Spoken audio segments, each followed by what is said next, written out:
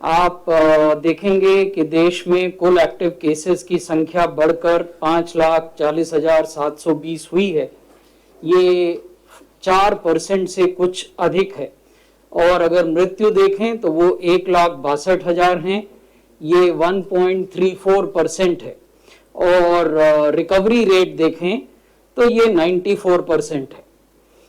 10 जिले जो देश में जहां अधिकतम एक्टिव केसेस हैं उनमें पुणे, मुंबई, नागपुर, थाने, नासिक, औरंगाबाद, बेंगलुरु अर्बन, नांदेड़, दिल्ली और अहमदनगर है।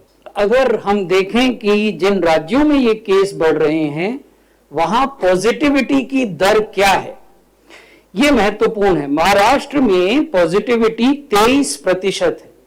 देश की औसत पॉजिटिविटी 5.65% है, यानी 5.5% पॉजिटिविटी देश में है। एवरेज पॉजिटिविटी ये वीकली एवरेज है। महाराष्ट्र का वीकली एवरेज 23% है। पंजाब का वीकली एवरेज ऑलमोस्ट 9% है, 8.82। छत्तीसगढ़ का जो साप्ताहिक एवरेज है वो 8% है। मध्य प्रदेश का भी लगभग 8% है, 7.82। फिर तमिलनाडु है 2.50, कर्नाटक 2.45, गुजरात 2.2 और दिल्ली 2.04। इन सब राज्यों में आवश्यकता इस बात की है कि टेस्ट्स को सिग्निफिकेंटली बढ़ाया जाए।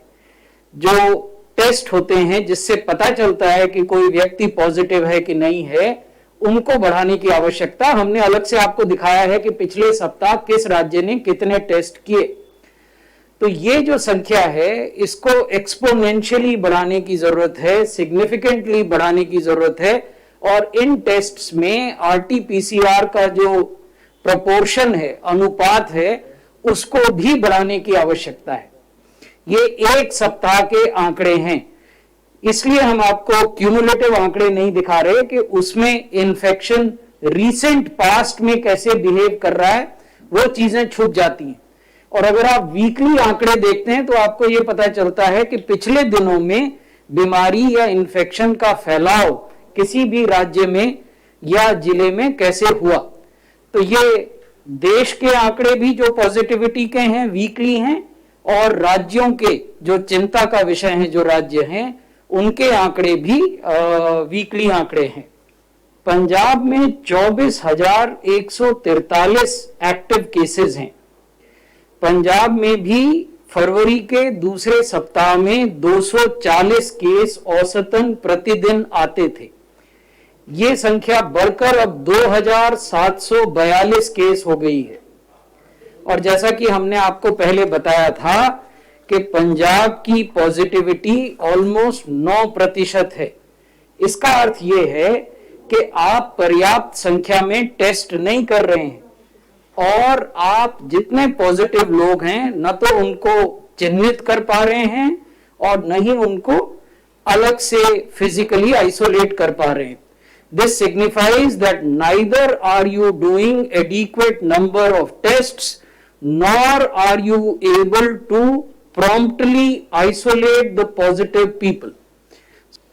तो आवश्यकता इस बात की है कि आप टेस्ट्स को बढ़ाएं और उसमें विशेष फोकस आरटीपीसीआर टेस्ट्स पर दें।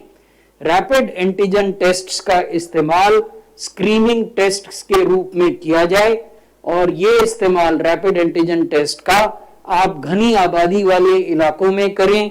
आप उन इलाकों में करें जहां क्लस्टर्स में नए केसेस हो रहे हैं, और RTPCR test preferred means of testing होना चाहिए, और इसके अनुपात को आप 70% तक ले जाएं कुल टेस्ट्स के। तो ये पहला निवेदन हमने राज्यों को किया है कि आवश्यकता है कि प्रभावी और तुरंत आइसोलेशन किया जाए। किनका आइसोलेशन किया जाए? जो लोग पॉजिटिव आ गए हैं टेस्ट में। हमने ये भी कहा है कि जो व्यक्ति पॉजिटिव हो जाता है उसके क्लोज कॉन्टैक्ट्स की ट्रेसिंग होनी चाहिए, और पहले 72 घंटे में होनी चाहिए, पहले 3 दिन में। क्लोज कॉन्टैक्ट्स का अर्थ उस व्यक्ति के परिवार के लोग नहीं हैं, वो तो हैं ही क्लोज कॉन्टैक्ट, लेकिन उसके अलावा उस व्यक्ति के दोस्त कौन है, वो व्यक्ति कहां से दूध खरीदता था, कहां से सब्जी खरीदता था, कहां से फल खरीदता था, कहां सिगरेट पीता था, किसके साथ चाय पीता था, वो सब भी उनके क्लोज कॉन्टैक्ट्स हैं। तीसरी बात जो है वो ये है कि जो हमारे पब्लिक और प्राइवेट अस्पताल हैं, क्योंकि पिछले 1 साल 2 महीने की अवधि में केसेस घट रहे थे, तो राज्यों ने कई ऐसे अस्पतालों को ओपन किया था for non Covid health services.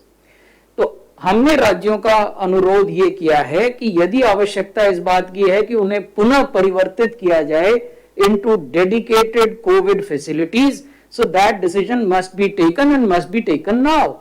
So there shouldn't be any delay in strengthening not only the private healthcare facilities catering to COVID, but also public healthcare facilities. इसी प्रकार से इन अस्पतालों में यदि आपको हेल्थ केयर वर्कर्स की संख्या को बढ़ाना है तो उस पर भी आप ध्यान दें।